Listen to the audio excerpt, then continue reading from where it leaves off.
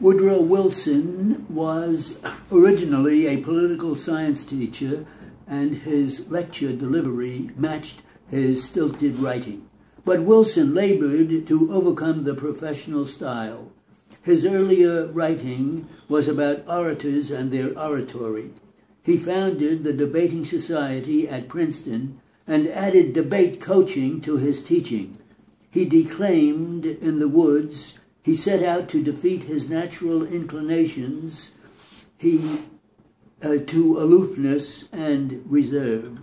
Ultimately, as he got the better of it, his natural inclinations to aloofness and reserve were the future president gaining confidence in himself, and wrote to his fiancée, "I enjoy it because it sets my mind, all my faculties aglow. And I suppose that this very excitement gives my manner an appearance of confidence and self-command which arrests the attention. However that may be, I feel a sort of transformation, and it's hard to go to sleep afterwards." Later, in an essay on the oratory of William Pitt the Elder, Wilson wrote, "Passion is the pith of eloquence." And on delivery, caveat stentor, when preparing a speech, beware of undeliverable words. Undeliverable is one such trip word. It may look easy enough on the page, and it may be easy to pronounce in the mind when read silently, but when the moment comes to push it past your lips, such a word invites a stumble.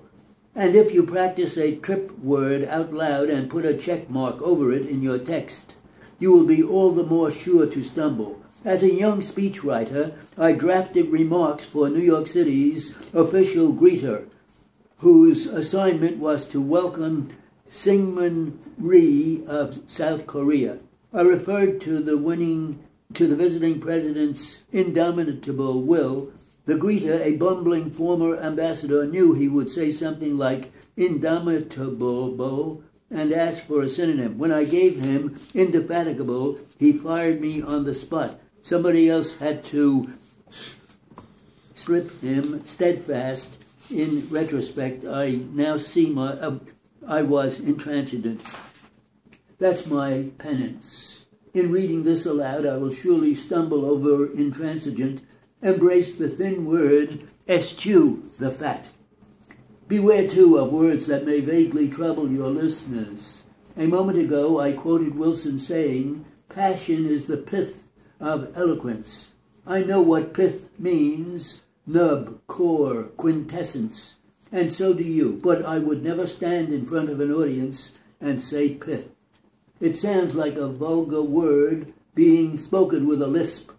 Nobody would criticize you for it, but you, as the speaker or speechwriter, are responsible for preventing those little internal winces in the minds of your listeners. They distract attention from the message you want to get across. While we are on the subject of troubling vocabulary, observe how the great speeches steer clear of $40 words. Big words or terms chosen for their strangeness, I almost said unfamiliarity, are a sign of pretension. What do you do when you have a delicious word, one with a little poetry in it, that is just the right word for the meaning, but you know it will sail over the head of your audience? You can use it just as FDR uses infamy, and thereby stretch the vocabulary of your listeners. But it is best if you subtly define it in passing, as if you were adding emphasis, as I did a moment ago with cynosure, the brilliant object of guidance. Who knows that a cynosure is a constellation in the heavens that sailors steered by, even among those who used the cliché, cynosure of all eyes? Who will know what deltoids are when I refer to them in a moment? The speaker will, if he subtly helps his audience. Nobody should notice the medicine go down. I admit that what you have in your hands is a heavy book, intellectually weighty too. But the meaning I have in mind is hefty, 2.4 pounds to be exact. Nothing to slip into pocket or purse on your way to a speech doctor's office. This I freely assert, said the verb-conscious Franklin Roosevelt, and I hope my friends in the press do not change that to admit.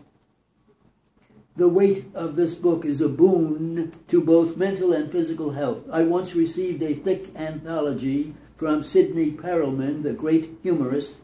It was called The Most of S.J. Perelman, and the inscription read, "To William Safire, together with a small jar of anti-phlogiston to rub on his deltoids. Should you read the compendium in bed?"